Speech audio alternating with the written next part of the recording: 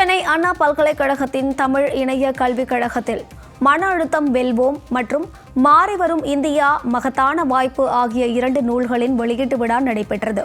நிகழ்ச்சிக்கு பிறகு பேசிய நூலாசிரியர் ஸ்ரீனிவாசன், காலமும் பொறுமையும் கைகூடும் போது மன அழுத்தம் குறையும் என்றும் இந்த நூல் பாதிக்கப்பட்டவர்களுக்கும் அவர்தம் குடும்பத்தினருக்கும் பயனுள்ளதாக இருக்கும் என்றும் தெரிவித்தார்.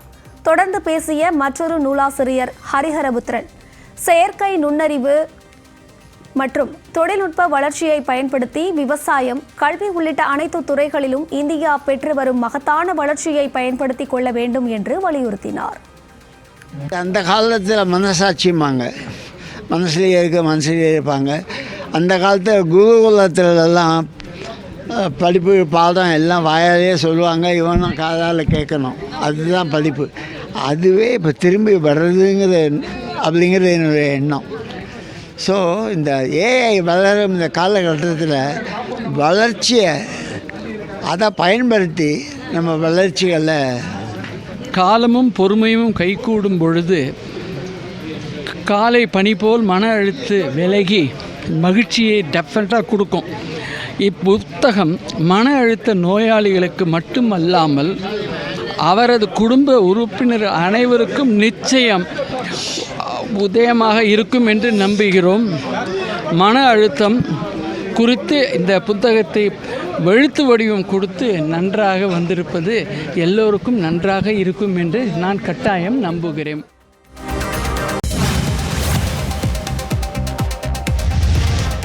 ஒரு தூய்மையான ஆட்சியை தமிழகத்தில் கொண்டு வர வேண்டும் என்பதற்காக துணிந்து நிற்கும் முதலமைச்சராக தற்போதைய முதலமைச்சர் விஜய் இருப்பதாக அமைச்சர் செங்கோட்டையன் தெரிவித்தார். ஓய்வு பெற்ற மூத்த IAS அதிகாரி ராமகிருஷ்ணன் எழுதிய என்னை நான் பார்க்கிறேன் என்ற நூல் வெளியீட்டு விழா சென்னை தியாகராய நகரில் உள்ள தனியார் நட்சத்திர விடுதியில் நடைபெற்றது. இதில் சபாநாயகர் JCT பிரபாகரன் மற்றும் அமைச்சர் செங்கோட்டையன் மற்றும் ஓய்வு பெற்ற IAS அதிகாரிகள் என்று பலர் கலந்து கொண்டனர். நிகழ்ச்சியில் பேசிய அமைச்சர் செங்கோட்டையன், ஒரு தூய்மையான ஆட்சியை தமிழகத்தில் கொண்டு வர வேண்டும் என்பதற்காக துணிந்து நிற்கும் முதலமைச்சராக தற்போது உள்ள முதலமைச்சர் விஜய் இருப்பதாக அமைச்சர் செங்கோட்டையன் தெரிவித்தார். ஆட்சியை பொறுத்தவரை இங்கே நீங்கள் பார்க்க வேண்டும். ஒரு தூய்மையான ஆட்சியை தமிழகத்திலே கொண்டு வருவதற்கு துணிந்து நிற்கிற ஒரு முதலமைச்சராக தமிழகத்தில் இன்றைக்கு பவனி வந்து கொண்டிருக்கிறார் என்று சொன்னால் அவருடைய சிந்தனை ஓட்டங்களை நான் பார்க்கிறேன்.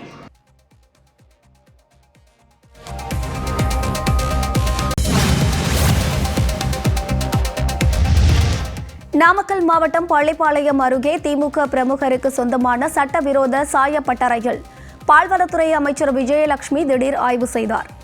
சுத்திகரிக்கப்படாத கழிவு நீரை ஆற்றில் கலந்ததால் ஏற்கனவே 10 முறை அதிகாரிகளால் சீல் வைக்கப்பட்ட ஆலை ஜென்செட் உதவியுடன் மீண்டும் இரவில் இயங்கியது அம்பலமானது. ஆலையை உடனே இடித்து அகற்றவும் உரிமையாளர் மீது கிரிமினல் வழக்கு பதிவு செய்யவும் அமைச்சர் உத்தரவிட்டுள்ளார். இந்த விவகாரத்தில் நிரந்தர நடவடிக்கை எடுக்க பொதுமக்கள் கோரிக்கை விடுத்துள்ளனர்.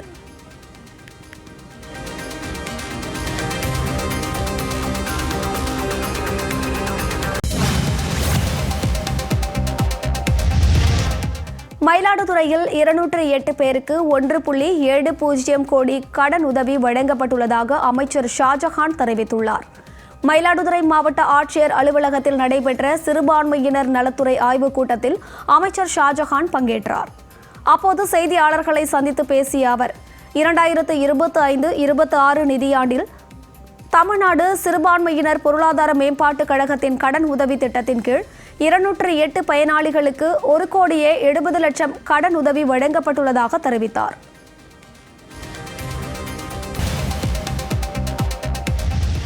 தமிழ்நாடு முழுவதும் மக்கள் தொகை கணக்கெடுப்பு பணிகள் இன்று தொடங்கி வரும் 30ஆம் தேதி வரை நடைபெற உள்ளது. இது தொடர்பாக மத்திய பத்திரிகை தகவல் அலுவலகம் வெளியிட்டுள்ள செய்திக்குறிப்பில் 19,000 அதிகாரிகளின் மேற்பார்வையில் 1,15,000 கணக்கெடுப்பாளர்கள் இந்த பணியில் ஈடுபட உள்ளதாக தெரிவிக்கப்பட்டுள்ளது. அனைத்து வீடுகளுக்கும் நேரில் சென்று 33 கேள்விகளை கொண்ட படிவத்தை பயன்படுத்தி தகவல்கள் திரட்டப்பட உள்ளன என்றும், இந்தியாவில் முதல் முறையாக இக்கணக்கெடுப்பில் நவீன டிஜிட்டல் தொழில்நுட்பம் பயன்படுத்தப்படுகிறது என்றும் கூறப்பட்டுள்ளது. 1948ஆம் ஆண்டு மக்கள் தொகை கணக்கெடுப்பு சட்டப்படி சேகரிக்கப்படும் தகவல்கள் ரகசியமாக வைக்கப்படும் என்றும், இந்த தேசிய பணிக்கு பொதுமக்கள் முழு ஒத்துழைப்பு அளிக்க வேண்டும் என்றும் செய்திக்குறிப்பில் கேட்டுக் கொள்ளப்பட்டுள்ளது.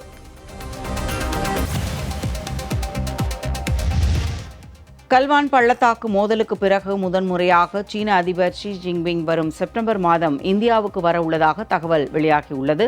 செப்டம்பர் 12 மற்றும் 13 ஆகிய தேதிகளில் டெல்லியில் நடைபெறும் பிரிக்ஸ் கூட்டமைப்பின் உச்சி மாநாட்டில் அவர் பங்கேற்க உள்ளதாக தெரிகிறது.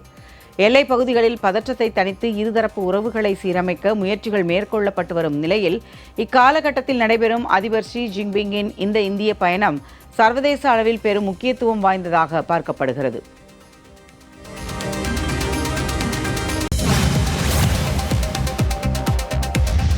தமிழக லஞ்ச ஒழிப்புத்துறையை நவீனப்படுத்த உயர்நிலை குழு அமைக்க உயர்நீதிமன்ற மதுரை அமர்வு உத்தரவிட்டுள்ளது. தமிழக லஞ்ச ஒழிப்புத்துறையின் நிர்வாகம், புலனாய்வு மற்றும் தடுப்பு கண்காணிப்பை வலுப்படுத்தி நவீன தொழில்நுட்பம் மற்றும் திறமையான லஞ்சம் வாங்காமல் நேர்மையான பணியாளர்களுடன் செயல்படும் வகையில் மாற்றி அமைக்க வேண்டும் என்று உயர்நீதிமன்ற மதுரை அமர்வு உத்தரவிட்டுள்ளது. தலைமை செயலர் தலைமையில் 4 வாரங்களுக்குள் உயர்நிலை குழு அமைத்து 4 மாதங்களில் அறிக்கை தாக்கல் செய்யவும், அதன் பரிந்துரைகள் மீது 3 மாதங்களுக்குள் அரசு முடிவு எடுக்கவும் நீதிபதி புகழேந்தி உத்தரவிட்டார். நேர்மையான அரசு ஊழியர்களை பாதுகாத்து லஞ்சம் பெறுவோர் மீது கடும் நடவடிக்கை எடுக்கப்பட வேண்டும் என்றும் நீதிமன்றம் வலியுறுத்தியது.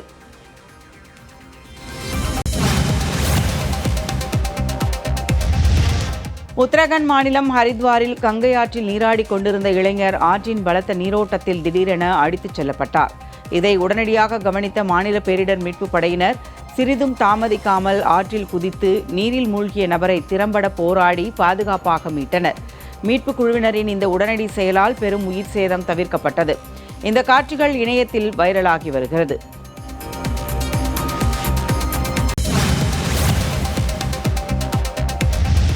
ஆந்திராவில் உயிரிழந்த 15 லட்சத்திற்கும் மேற்பட்ட வாக்காளர்களின் பெயர்கள் வாக்காளர் பட்டியலில் இருந்து நீக்கப்பட்டுள்ளன. தீவிர வாக்காளர் பட்டியல் திருத்த பணிகளுக்கு பிறகு வரைவு வாக்காளர் பட்டியலை தேர்தல் ஆணையம் வெளியிட்டுள்ளது. இதில் அம்மாநிலத்தில் 3,71,00,000 அதிகமான வாக்காளர்கள் படிவங்களை சமர்ப்பித்துள்ளனர். வரைவு வாக்காளர் பட்டியலில் திருத்தங்கள் மேற்கொள்ளவும் விடுபட்ட தகுதியான வாக்காளர்கள் விண்ணப்பிக்கவும் ஆகஸ்ட் 30ஆம் தேதி வரை வாய்ப்பு அளிக்கப்பட்டுள்ளது.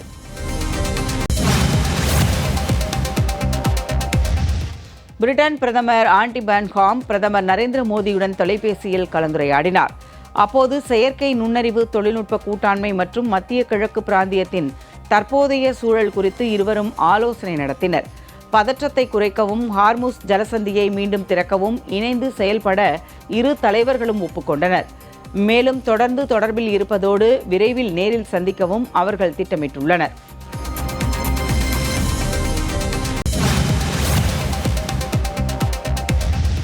மத்திய பிரதேச மாநிலம் கைலாரஸில் ஸ்கூட்டரில் இருந்து கீழே விழுந்த ஆசிரியைக்கு அளிக்கப்பட்ட தவறான முதலுதவி சிகிச்சையால் விலா எலும்புகள் முறிந்த சம்பவம் அதிர்ச்சியை ஏற்படுத்தியுள்ளது. கடுமையான வெயில் காரணமாக மயக்கமடைந்த லலிதாவுக்கு மாரடைப்பு ஏற்பட்டதாக தவறாக கருதிய இரு இளைஞர்கள் தொடர்ச்சியாக சிபிஆர் முதலுதவி அளித்துள்ளனர். பின்னர் மருத்துவமனையில் பரிசோதித்த மருத்துவர்கள் அவருக்கு மாரடைப்பு ஏற்படவில்லை என்றும் தவறான முறையில் சிபிஆர் அளிக்கப்பட்டதால் அவரது 2 விலா எலும்புகள் முறிந்துள்ளதாகவும் தெரிவித்துள்ளனர்.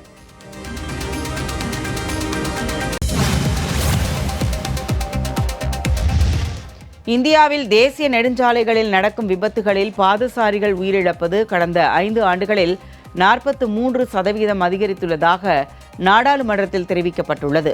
2024ஆம் ஆண்டில் மட்டும் 11,300க்கும் மேற்பட்ட பாதசாரிகள் தேசிய நெடுஞ்சாலைகளில் உயிரிழந்துள்ளதாக கூறப்பட்டுள்ளது. இதில் 1,775 உயிரிழப்புகளுடன் தமிழகம் நாட்டிலேயே முதலிடத்தில் உள்ளது. சாலை விபத்துகளில் உயிரிழப்போரில் சராசரியாக 16 பேரில் ஒருவர் பாதசாரி என்ற அதிர்ச்சி தகவல் வெளியாகியுள்ள நிலையில் பாதசாரிகளின் பாதுகாப்பிற்காக சாலை கட்டமைப்புகளை மேம்படுத்த கோரிக்கைகள் வலுத்து வருகின்றன.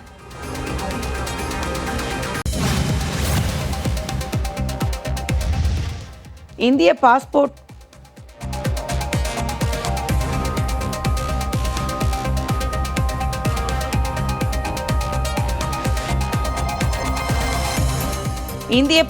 வைத்திருப்பவர்கள் தற்போது 27 நாடுகளுக்கு விசா இன்றியும் 47 நாடுகளுக்கு வருகைக்கான விசா முறையிலும் பயணம் செய்ய முடியும் என மத்திய அரசு நாடாளுமன்றத்தில் தெரிவித்துள்ளது.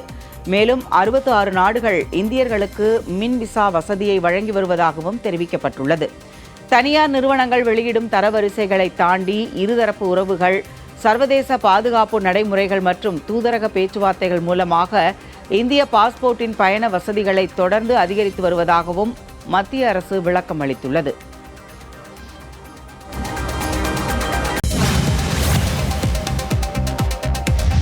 குஜராத்தில் பெய்து வரும் கனமழையால் வெள்ளப்பெருக்கு ஏற்பட்டுள்ள நிலையில் வதோதரா பகுதியில் உள்ள வீடு ஒன்றின் கழிப்பறைக்குள் 7 அடி நீளமுள்ள முதலை ஒன்று புகுந்தது. கழிப்பறைக்கு சென்ற குடும்பத்தினர் முதலையை கண்டு அதிர்ச்சி அடைந்தனர். தகவல் அறிந்து வந்த வனத்துறை அதிகாரிகள் அந்த முதலையை பத்திரமாக மீட்டு மீண்டும் வனப்பகுதிக்குள் கொண்டு சென்று விடுவித்தனர்.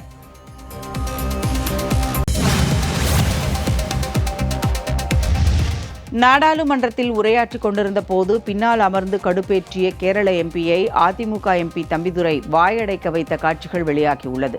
மாநிலங்களவையில் நீட் தேர்வு விவகாரத்தில் காங்கிரஸ் மற்றும் ஐக்கிய முற்போக்கு கூட்டணி அரசு மீது குற்றம் சாட்டி அதிமுக எம்பி தம்பிதுரை பேசிக் கொண்டிருந்தார்.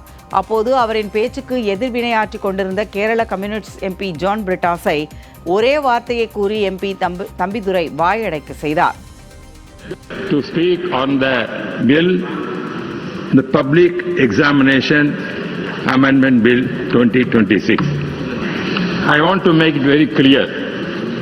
அனைத்து இந்திய அண்ணா திராவிட முன்னேற்ற கழகம் நீட் எதிர்ப்பு கொள்கை உறுதியாக உள்ளது. On review petition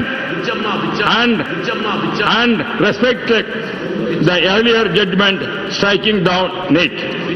Sir, the review petition, your Amma, the review petition that kept this examination alive.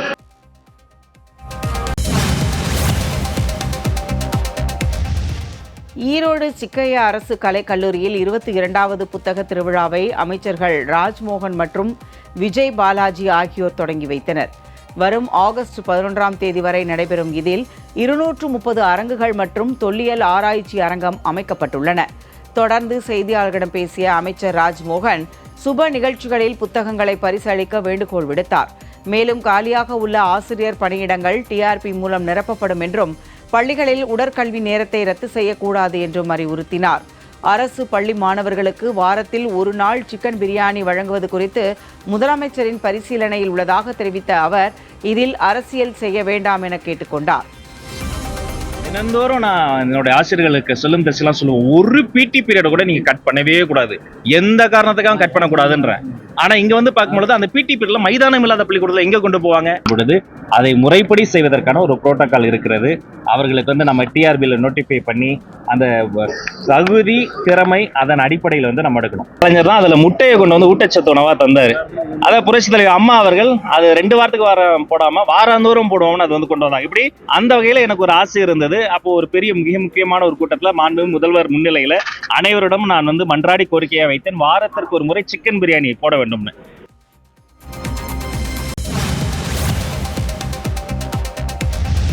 Mekedatu விவகாரத்தில் சட்டமன்றத்தில் ஏற்கனவே தீர்மானம் நிறைவேற்றப்பட்டு தமிழ்நாட்டின் உரிமை தெளிவாக பிரதிபலிக்கப்பட்டுள்ளதாக அமைச்சர் வன்னியரசு தெரிவித்தார். கள்ளக்குறிச்சி மாவட்டம் கரியாலூரில் செய்தியாளர்களிடம் பேசிய அவர் இதுகுறித்த அடுத்த கட்ட நடவடிக்கைகள் மற்றும் களப்பாடுகள் குறித்து முதலமைச்சர் அதிகாரப்பூர்வமாக அறிவிப்பார் என்றும் கூறினார். மேலும் கல்வராயன் மலையை சுற்றுலா தலமாக அறிவிக்க முதலமைச்சரிடம் வலியுறுத்தப்படும் என குறிப்பிட்ட வன்னியரசு அங்குள்ள பழங்குடியின மக்களின் வாழ்வாதாரத்தை உயர்த்தவும் கள்ளக்குறிச்சியை மேம்படுத்தவும் தம்மை முழுமையாக அர்ப்பணித்துக் கொள்ளப் போவதாக தெரிவித்தார். தமிழ்நாட்டுடைய அந்த உரிமைகளை, தமிழ்நாட்டு மக்களுடைய உணர்வுகளை சட்டப்பேரவை ஏற்கனவே வந்து வெளிப்படுத்தி தீர்மானமாக அவர் வந்து ஒட்டுமொத்த தமிழ்நாட்டுடைய உணர்வு தமிழ்நாட்டு உணர்வை, தமிழ்நாட்டு மக்களுடைய உரிமையை நிலைநாட்டுவதற்கு தமிழ்நாடு அரசு தொடர்ந்து அதை முயற்சி செய்கிறது. இன்றைக்கு கள்ளக்குறிச்சி மாவட்டம் கல்வராயன் மலையில் இந்த பகுதியில் இருக்கிற கல்வராயன் மலைப்பகுதியில் பழங்குடி மக்கள், அந்த மாணவர்கள் அவர்களுடைய கல்வி நிலை அல்லது அவருடைய அந்த நிலைமைக்கு மேம்படுத்துவதற்காக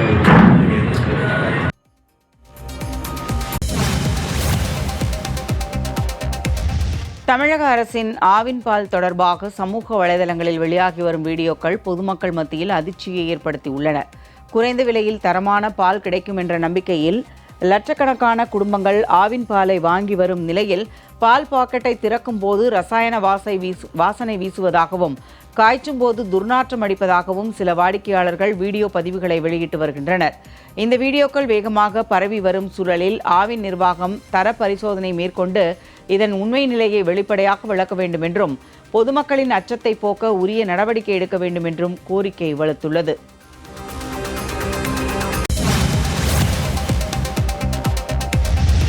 நீட் தேர்வு மற்றும் இடபிள்யூஎஸ் இடஒதுக்கீட்டை ரத்து செய்ய வலியுறுத்தி திராவிடர் கழகம் அறிவித்த வாகன பரப்புரைக்கு அனுமதி மறுக்கப்பட்டதற்கு அந்த கழகத்தின் வழக்கறிஞர் அருள்மொழி கண்டனம் தெரிவித்துள்ளார். இதுகுறித்து அவர் பேசுகையில், நீட் எதிர்ப்பு மற்றும் இருமொழி கொள்கையை தாவேகா ஏற்றுக்கொண்ட போதிலும் மத்தியில் ஆளும் பாஜகவை பார்த்து அஞ்சுகிறதா என்ற கேள்வி எழுப்புவதாக குறிப்பிட்டார். மத்திய அரசுக்கு எதிரான இந்த அமைதியான பிரச்சாரத்திற்கு ஏன் அனுமதி மறுக்கப்படுகிறது எனவும் இதன் பின்னணியில் பாஜக மற்றும் RSS செயல்படுகிறதோ என்ற சந்தேகம் உள்ளதாகவும் அருள்மொழி கூறினார்.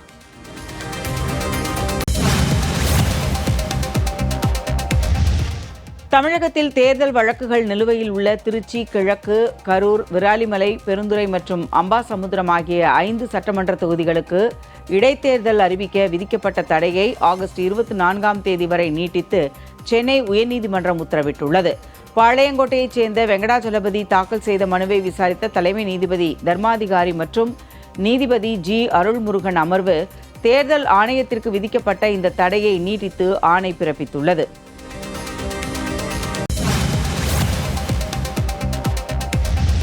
மத்திய அரசின் மோடி ஸ்காலர்ஷிப் திட்டத்தின் கீழ் மக்களுக்கு 45,000 ரூபாய் கல்வி உதவித்தொகை கிடைத்துள்ளதாக கூறி சென்னை பெரம்பூரைச் சேர்ந்த பிரியா என்பவரிடம் 30,000 ரூபாய் மோசடி செய்யப்பட்டுள்ளது. பாலா என்பவரிடமிருந்து வந்த போன் அழைப்பை நம்பி வீடியோ காலில் பேசிய பிரியாவிற்கு வங்கிக் கணக்கில் பணம் இருக்க வேண்டும் என கூறியதால் கடன் வாங்கி செலுத்தியுள்ளார். பின்னர் ஆன்லைன் வழிமுறைகள் மூலம் அவரது 30,000 ரூபாயை மர்ம நபர்கள் அபகரித்துள்ளனர். இதேபோல் பலரும் அழைப்புகள் வந்திருப்பது தெரிய வந்துள்ள நிலையில் சைபர் குற்றப்பிரிவில் புகார் அளிக்கப்பட்டுள்ளது.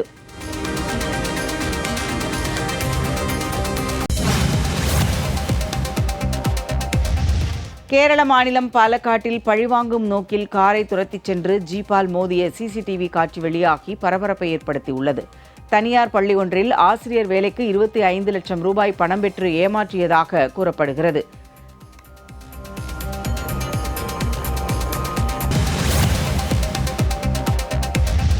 தமிழக லஞ்ச ஒழிப்புத்துறையை நவீனப்படுத்த உயர்நிலைக் குழு அமைக்க உயர்நீதிமன்ற மதுரை அமர்வு உத்தரவிட்டுள்ளது. தமிழக லஞ்ச ஒழிப்புத்துறையின் நிர்வாகம், புலனாய்வு மற்றும் தடுப்பு கண்காணிப்பை வலுப்படுத்தி நவீன தொழில்நுட்பம் மற்றும் திறமையான, லஞ்சம் வாங்காமல் நேர்மையான பணியாளர்களுடன் செயல்படும் வகையில் மாற்றி அமைக்க வேண்டும் என்று உயர்நீதிமன்ற மதுரை அமர்வு உத்தரவிட்டுள்ளது. தலைமை செயலர் தலைமையில் 4 வாரங்களுக்குள் உயர்நிலைக் குழு அமைத்து 4 மாதங்களில் அறிக்கை தாக்கல் செய்யவும், அதன் பரிந்துரைகள் மீது 3 மாதங்களுக்குள் அரசு முடிவு எடுக்கவும் நீதிபதி புகழேந்தி உத்தரவிட்டார். நேர்மையான அரசு ஊழியர்களை பாதுகாத்து லஞ்சம் பெறுவோர் மீது கடும் நடவடிக்கை எடுக்கப்பட வேண்டும் என்றும் நீதிமன்றம் வலியுறுத்தியது.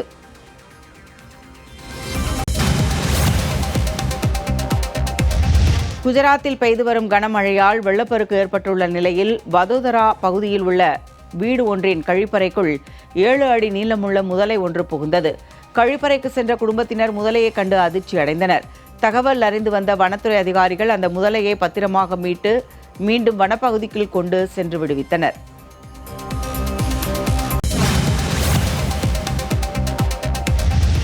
நாடாளுமன்றத்தில் உரையாற்றிக் கொண்டிருந்த போது பின்னால் அமர்ந்து கடுப்பேற்றிய கேரள எம்பியை அதிமுக எம்பி தம்பிதுரை வாயடைக்க வைத்த காட்சிகள் வெளியாகியுள்ளது.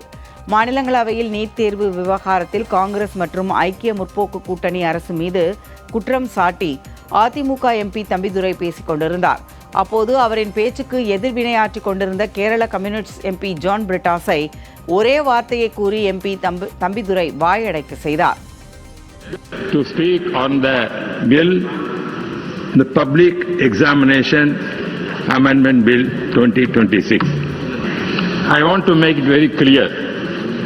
அனைத்து இந்திய அண்ணா திராவிட முன்னேற்ற கழகம் நீட் எதிர்ப்பு கொள்கை உறுதியாக உள்ளது. On review petition and respect the earlier judgment striking down NEET. Sir, the review petition, your amma, the review petition that kept this examination alive.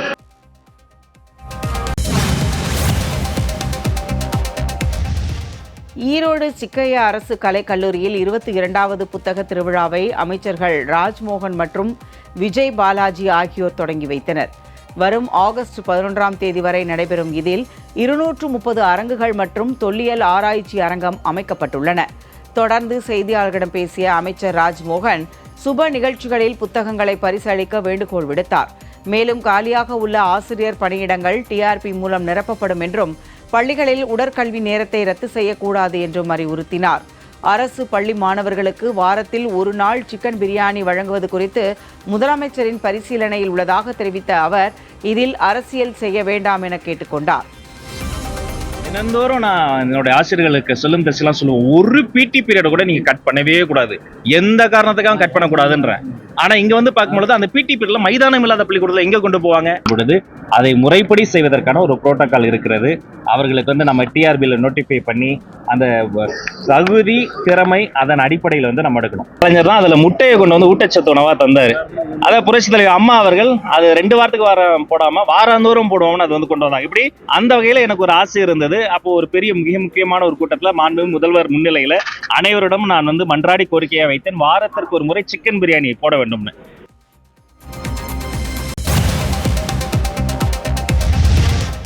Jammu Kashmir Shopian மாவட்டத்தில் பெய்து வரும் கனமழை காரணமாக ஏராளமான வீடுகள் வெள்ள நீரில் மிதப்பதால் மக்கள் கடும் சிரமத்திற்கு ஆளாகியுள்ளனர்.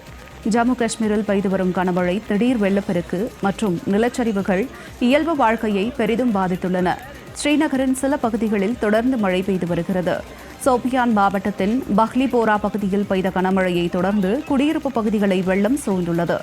காவல்துறை குழுக்கள் மற்றும் மாநில பேரிடர் மீட்புப் படையினர் மீட்பு மற்றும் நிவாரணப் பணிகளில் ஈடுபட்டுள்ளனர். தொடர் கனமழையை தொடர்ந்து ராம்பன் மலைப்பகுதிகளை அடர்ந்த பனிமூட்டம் சூழ்ந்துள்ளது.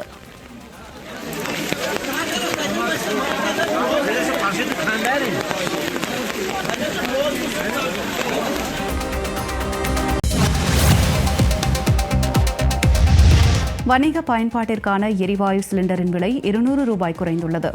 சர்வதேச சந்தையில் நிலவும் கச்சா எண்ணெய் விலைக்கு ஏற்ப மாதந்தோறும் முதல் நாளன்று எரிவாயு சிலிண்டர் விலைகளில் மாற்றம் செய்யப்படுகிறது. கடந்த சில மாதங்களாக தொடர்ந்து உயர்ந்து வந்த வணிக பயன்பாட்டிற்கான எரிவாயு சிலிண்டர் விலை கடந்த 2 மாதங்களாக குறைந்து வருகிறது. சர்வதேச சந்தையில் நிலவும் கச்சா எண்ணெய் விலை நிலவரத்தின் அடிப்படையில் எண்ணெய் நிறுவனங்கள் இந்த அறிவிப்பை வெளியிட்டுள்ளன.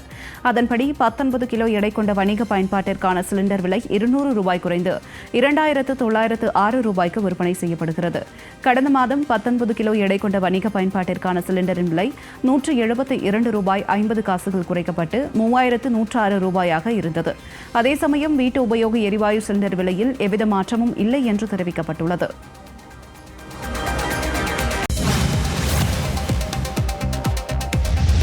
மத்திய அரசின் PM ஸ்ரீ பள்ளி திட்டத்தை மாநில தன்னாட்சி உரிமைகளை பாதுகாத்து செயல்படுத்த கேரள காங்கிரஸ் அரசு ஒப்புதல் வழங்கியுள்ளது. முதலமைச்சர் VD சதீசன் தலைமையில் திருவனந்தபுரத்தில் நடைபெற்ற காங்கிரஸ் மற்றும் கூட்டணி கட்சிகளின் கூட்டத்திற்கு பிறகு இந்த முடிவு எடுக்கப்பட்டுள்ளது.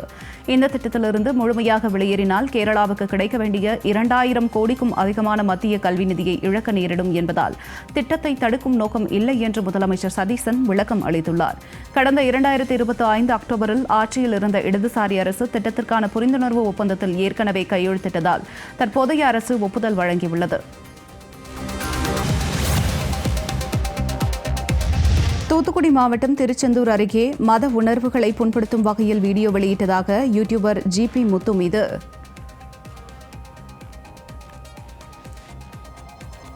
தூத்துக்குடி மாவட்டம் திருச்செந்தூர் அருகே மத உணர்வுகளை புண்படுத்தும் வகையில் வீடியோ வெளியிட்டதாக யூடியூபர் GP முத்து மீது காவல்துறையினர் வழக்கு பதிவு செய்துள்ளனர். உடன்குடியில் உள்ள உச்சி மாகாளியம்மன் கோவிலில் நடைபெற்ற பூஜையை மாந்திரிக பூஜை போல சித்தரித்து GP முத்து சமூக வலைதளத்தில் வீடியோ வெளியிட்டதாக கூறப்படுகிறது. இதுகுறித்து கோவில் கமிட்டி தலைவர் பாலகிருஷ்ணன் அளித்த புகாரின் பேரில் யூடியூபர் GP முத்து மீது வழக்கு பதிவு செய்து போலீசார் விசாரணை மேற்கொண்டு வருகின்றனர். இந்த பிரச்சினை தொடர்பாக இந்த ஆண்டில் இதுவரை GP முத்து மீது 3 வழக்குகள் பதிவு செய்யப்பட்டுள்ளது குறிப்பிடத்தக்கது. தமிழ்நாடு வேளாண்மை மற்றும் விவசாயிகள் நலத்துறை அமைச்சர் வினோத் திருப்பதி ஏழுமலையான் கோவிலில் சுவாமி தரிசனம் செய்தார். அவருக்கு திருமலை திருப்பதி தேவஸ்தானம் சார்பில் சிறப்பு தரிசன ஏற்பாடுகள் செய்யப்பட்டு வேத ஆசீர்வாதம் மற்றும் பிரசாதங்கள் வழங்கப்பட்டன. பின்னர் செய்தியாளர்களிடம் பேசிய அமைச்சர் தமிழக அரசின் முதல் பட்ஜெட் விரைவில் தாக்கல் செய்யப்பட உள்ள நிலையில் அது வெற்றிகரமாக அமையவும் மக்களுக்கு நன்மை கிடைக்கவும் வேண்டி ஏழுமலையானை தரிசித்ததாக தெரிவித்தார். அரசின் 2026-27ஆம் ஆண்டின் முதல் பட்ஜெட் கூட்டம் நடைபெற இருக்கிறது. அதை முன்னிட்டு இன்று வேளாண்மை நிதிநிலை அறிக்கை பட்ஜெட் தாக்கல் செய்ய இருப்பதால் திருப்பதி வெங்கட பெருமாளரிடம் அருள் பெற்று ஆசீர்வாதம் சொல்ல வேண்டும்.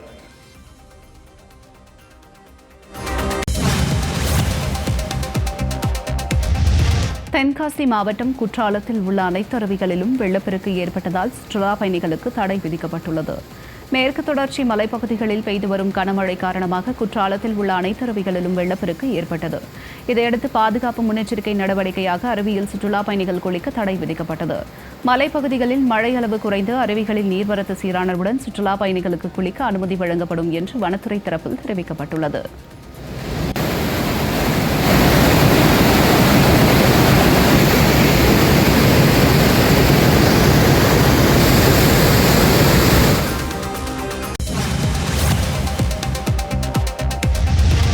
நெல்லை மாவட்டம் மேற்கு தொடர்ச்சி மலைப்பகுதியில் பெய்த கனமழை காரணமாக மணிமுத்தாறு அருவியில் வெள்ளப்பெருக்கு ஏற்பட்டதால் சுற்றுலா பயணிகள் குளிக்க தடை விதிக்கப்பட்டுள்ளது. அம்பாசமுத்திரம் மேற்கு தொடர்ச்சி மலைப்பகுதிகளில் உள்ள மாஞ்சோலை, நாலுமுத்து, ஊத்து உள்ளிட்ட பகுதிகளில் கனமழை பெய்ததால் மணிமுத்தாறு அருவியில் நீர்வரத்து அதிகரித்து வெள்ளப்பெருக்கு ஏற்பட்டுள்ளது. இதனால் பாதுகாப்பு கருதி மணிமுத்தாறு அருவியில் சுற்றுலா பயணிகள் குளிக்க வனத்துறையினர் தடை விதித்துள்ளனர். கனமழை காரணமாக மணிமுத்தாறு அணைக்கும் நீர்வரத்து அதிகரித்து வருவது குறிப்பிடத்தக்கது.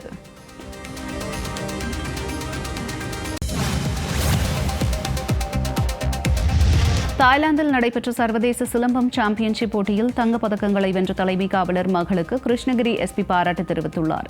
கிருஷ்ணகிரி மாவட்டம் தேன்கனிக்கோட்டை காவல் நிலையத்தில் தலைமை காவலராக பணிபுரிபவர் ரஞ்சித்குமார்.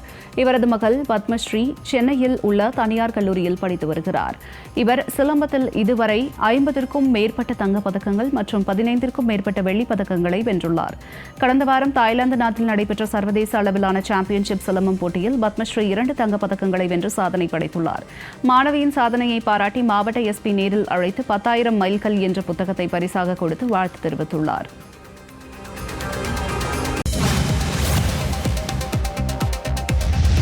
வெளி மாநிலங்களுக்கு கனிம வளங்கள் அனுப்ப தடை விதிக்கப்பட்டது மக்களிடையே வரவேற்பை பெற்றுள்ள நிலையில் அதனை நிரந்தரமாக்குவது தொடர்பாக முதலமைச்சர் நல்ல முடிவை எடுப்பார் என்று அமைச்சர் டி.கே. பிரபு தெரிவித்துள்ளார். ஆட்சியர் அலுவலகத்தில் நடைபெற்ற ஆய்வுக் கூட்டத்திற்கு பிறகு செய்தியாளர்களிடம் பேசிய அவர், கிராவல் மண் குவாரிகள் தொடர்பாக சீர்திருத்தங்கள் மேற்கொள்ளப்பட்டு வருவதாகவும் அரசின் புதிய கொள்கை முடிவுகள் அடுத்த வாரம் வெளியாகும் எனவும் தெரிவித்தார். மண்பாண்ட தொழிலாளர்கள் மண்ணெடுப்பதில் எதிர்கொள்ளும் பிரச்சினைகள் அரசின் கவனத்திற்கு கொண்டுவரப்பட்டுள்ளதாகவும் அதற்கான தீர்வுகள் விரைவில் அறிவிக்கப்படும் எனவும் அவர் தெரிவித்துள்ளார்.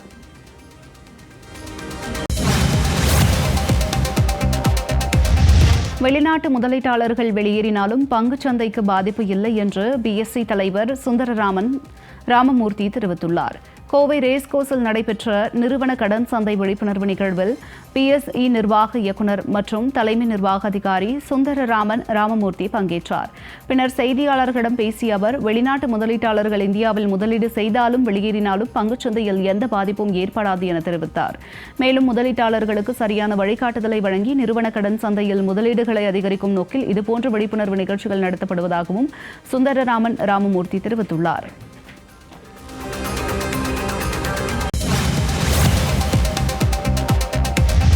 சென்னை திருவொற்றியூர் காவல் நிலையம் அருகே போலீஸ் பூத் பின்புறம் கழுத்தில் ரத்த காயங்களுடன் ஆண் சடலம் மீட்கப்பட்ட சம்பவம் பெரும் பரபரப்பை ஏற்படுத்தியுள்ளது. சடலத்தை மீட்டு திருவொற்றியூர் காவல்துறையினர் விசாரணை மேற்கொண்டதில் உயிரிழந்தவர் திருவொற்றியூர் சத்தியமூர்த்தி நகரை சேர்ந்த இளைஞர் பாபு என்று தெரியவந்துள்ளது. அப்பகுதியில் உள்ள சிசிடிவி காட்சிகளை காவல்துறையினர் ஆய்வு செய்து வருகின்றனர். கழுத்தில் ரத்த காயங்கள் இருப்பதால் மர்ம நபர்கள் அடித்து கொலை செய்திருக்கலாம் என்ற கோணத்தில் போலீசார் விசாரணை மேற்கொண்டு வருகின்றனர்.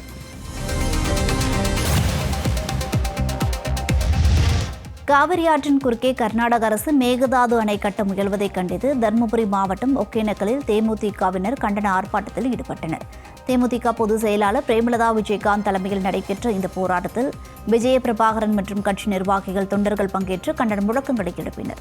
இதனைத் தொடர்ந்து தமிழக கர்நாடக எல்லையான பிலிகுண்டலுவில் காவிரி நீருக்கு மரியாதை செலுத்திய பிரேமலதா விஜயகாந்த், காவிரி எப்போது நிரம்பி தமிழக மக்களுக்கும் டெல்டா விவசாயிகளுக்கும் வளமாக வாழ வேண்டுதல் செய்தார்.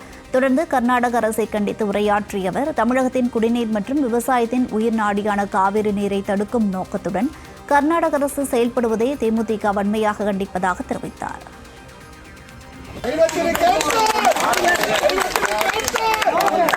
கேப்டன் புகழ் கேப்டன் புகழ் கேப்டன் புகழ்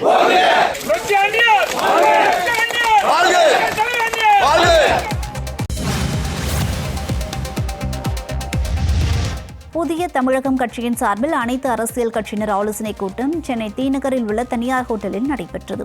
புதிய தமிழகம் கட்சியினர் தலைவர் கிருஷ்ணசாமி தலைமையில் நடைபெற்ற இந்த ஆலோசனைக் கூட்டத்தில் நாம் தமிழர் கட்சியின் ஒருங்கிணைப்பாளர் சீமான், வேதாரண்யம் தொகுதி அதிமுக எம்எல்ஏ OS மணியன், தமிழக வாழ்வுரிமை கட்சியின் தலைவர் வேல்முருகன், இந்திய ஜனநாயக கட்சியின் தலைவர் ரவி பச்சமுத்து உள்ளிட்டோர் இந்த ஆலோசனைக் கூட்டத்தில் கலந்து கொண்டனர். மேகதாது அணை கட்டும் முயற்சியை தடுத்து நிறுத்துவது, ஆண்டுதோறும் காவிரி நீர் பங்கீட்டை தடையின்றி பெறுவது உள்ளிட்டவை குறித்து கூட்டத்தில் தீர்மானம் நிறைவேற்றப்பட்டது. மேலும் மத்திய மாநில அரசுகளுக்கு உரிய அழுத்தம் கொடுக்கும் வகையில் வரும் 7ஆம் தேதி சென்னையில் மாபெரும் மக்கள் திரள் ஆர்ப்பாட்டம் நடத்த முடிவெடுக்கப்பட்டுள்ளது.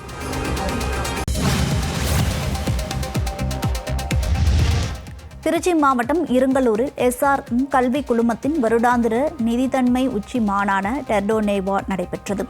SRM கல்வி குழுமத்தின் தலைவர் டாக்டர் சிவகுமார் முன்னிலையில் அமெரிக்க பர்டு பல்கலைக்கழக பேராசிரியர் வில்லியம் ஓக்ஸ் சிறப்பு விருந்தினராக கலந்து கொண்ட இந்த சிறப்பு உச்சி மாநாட்டு சவால் அடிப்படையிலான கற்றல், நிலைத்தன்மை மற்றும் பசுமை திறன்களுக்கான மையங்கள் திறக்கப்பட்டன. SRM TRB பொறியியல் கல்லூரிக்கு சர்வதேச பசுமை அங்கி விருது வழங்கி கௌரவிக்கப்பட்டது. SRM திருச்சி கலை மற்றும் அறிவியல் கல்லூரி 2026 பசுமை அங்கி விருதின் இறுதி போட்டியாளராக தேர்வானது. சிறப்பாக பணியாற்றிய ஆசிரியர்கள் மற்றும் மாணவர்களுக்கு நிலைத்தன்மை விருதுகளும் வழங்கி சிறப்பிக்கப்பட்டன.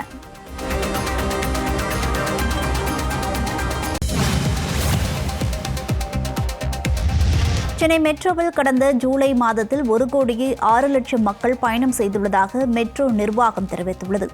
ஜூலை 24ஆம் தேதியன்று மட்டும் 3,84,212 பேர் மெட்ரோ ரயிலில் பயணம் செய்துள்ளதாக தெரிவிக்கப்பட்டுள்ளது. மேலும் QR கோடு, வாட்ஸ்அப், பேடிஎம், போன்பே உள்ளிட்ட டிஜிட்டல் வழிகளில் பயண சீட்டு பெறும் பயணிகளுக்கு 20% கட்டண சலுகை வழங்கப்பட்டு வருவதாக சென்னை மெட்ரோ ரயில் நிறுவனம் தெரிவித்துள்ளது.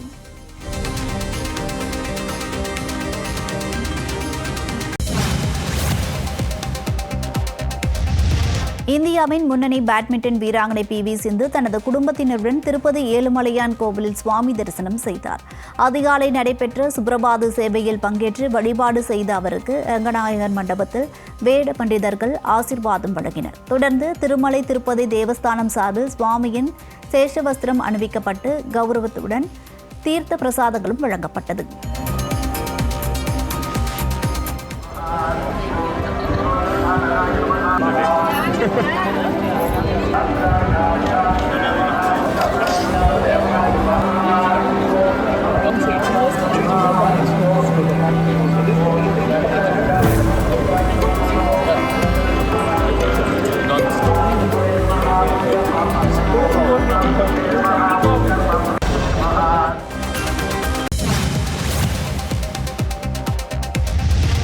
தமிழ்நாடு மற்றும் புதுச்சேரியில் குற்ற வழக்குகளில் சிக்கியுள்ள வழக்கறிஞர்களின் விவரங்களை ஆய்வு செய்து அறிக்கை தாக்கல் செய்ய பார் கவுன்சிலுக்கு சென்னை உயர்நீதிமன்றம் உத்தரவிட்டுள்ளது. சேலத்தில் டாஸ்மாக் கடை மீது பெட்ரோல் குண்டு வீசியதாக பதிவு செய்யப்பட்ட வழக்கை ரத்து செய்ய கோரிய மனு மீதான விசாரணையில் நீதிபதி பரத சக்கரவர்த்தி இந்த உத்தரவை பிறப்பித்தார். குற்ற வழக்குகளில் சிக்கியவர்கள் வழக்கறிஞர் தொழிலுக்கு வருவதையும் வழக்கறிஞர் சங்க நிர்வாக பொறுப்புகளுக்கு வருவதையும் தடுக்க விதிமுறைகள் கொண்டு வர வேண்டும் என்று பார் கவுன்சிலுக்கு நீதிபதி அறிவுறுத்தியுள்ளார். இதனைத் தொடர்ந்து இவ்வழக்கின் அடுத்த விசாரணையை வரும் 24ஆம் தேதிக்கு நீதிபதி ஒத்திவைத்தார்.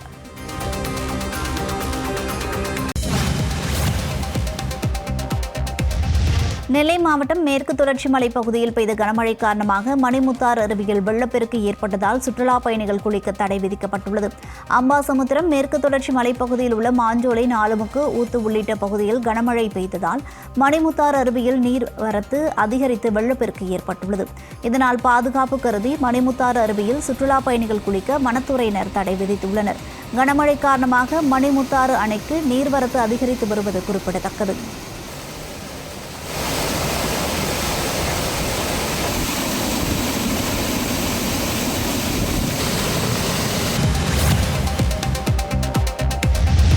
கள்ளக்குறிச்சி மாவட்டம் கல்வராயன் மலையில் 6 ஆண்டுகளுக்கு பிறகு நடைபெறும் கோடை விழாவில் போதிய இடவசதி செய்து தரவில்லை என்று கூறி பத்திரிகையாளர்கள் தர்ணா போராட்டத்தில் ஈடுபட்டனர். கல்வராயன் மலைப்பகுதியில் உள்ள அரங்கில் 6 ஆண்டுகளுக்கு பின்னர் கோடை விழா வெகு சிறப்பாக தொடங்கியது. அமைச்சர்கள் வன்னியரசு, ரஞ்சித்குமார் ஆகியோர் கலந்து கொண்டு விழாவினை தொடங்கி வைத்தனர். இந்த நிகழ்ச்சியில் பத்திரிகையாளர்கள் எளிதில் செய்தி சேகரிக்கும் வகையில் விழா மேடையின் முன்புறம் நாற்காலிகள் அமைத்து தருவது வழக்கம். ஆனால் தற்போது நடைபெறும் விழாவில் பத்திரிகையாளர்களுக்கு நாற்காலிகள் அமைக்காததால் அவர்கள் சிரமத்திற்கு ஆளாகினர். இதனைத் தொடர்ந்து பத்திரிகையாளர்கள் தர்ணா போராட்டத்தில் ஈடுபட்டதால் பரபரப்பு ஏற்பட்டது.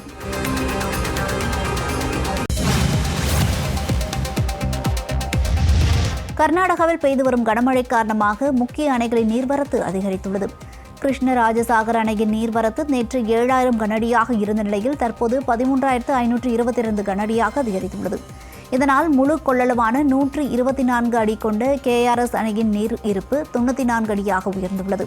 இதேபோல் மைசூரில் உள்ள கபினி அணைக்கு நீர்வரத்து நேற்று 9000 கனஅடியாக இருந்த நிலையில் தற்போது 11,747 கனஅடியாக அதிகரித்துள்ளது.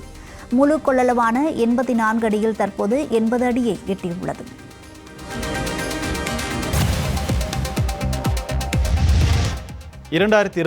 ஆண்டு ஜூலை மாதத்திற்கான சரக்கு மற்றும் சேவை வரி வசூல் 15.4% உயர்ந்து 2,11,000 கோடி ரூபாயை எட்டி புதிய மைல்கல்லை எட்டியுள்ளது. கடந்த 2025 ஆண்டு ஜூலை மாதத்தில் GST வசூல் 1,83,000 கோடி ரூபாயாக இருந்த நிலையில் தற்போது இந்த அபார வளர்ச்சி பதிவாகியுள்ளது. நாட்டின் வலுவான உள்நாட்டு பொருளாதார செயல்பாடுகள் மற்றும் இறக்குமதி மூலம் கிடைத்த வரி வருவாய் அதிகரிப்பே இந்த உயர்வுக்கு முக்கிய காரணமாக கருதப்படுகிறது. இந்த வளர்ச்சி இந்திய பொருளாதாரத்தின் நிலையான எழுச்சியையும் நுகர்வின் அதிகரிப்பையும் வெளிப்படுத்துகிறது.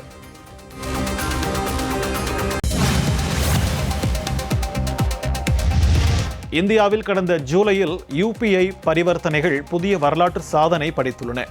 கடந்த மாதத்தில் மட்டும் 2,366 கோடி UPI பரிவர்த்தனைகள் வாயிலாக 29,88,000 கோடி ரூபாய் மதிப்பிலான பண பரிமாற்றம் நடைபெற்றுள்ளதாக தெரிவிக்கப்பட்டுள்ளது. இது கடந்த ஜூன் மாதத்தை விட எண்ணிக்கையில் 4.1%, பண மதிப்பில் 3.3% உயர்வாகும். பண்டிகைகள் போன்ற சிறப்பு நிகழ்வுகள் ஏதுமின்றி கிராமப்புறங்கள் மற்றும் சிறிய நகரங்களில் மக்களின் அன்றாட பயன்பாட்டிற்காக டிஜிட்டல் பரிவர்த்தனைகள் அதிகரித்ததே இந்த சாதனைக்கு முக்கிய காரணமாக அமைந்துள்ளது.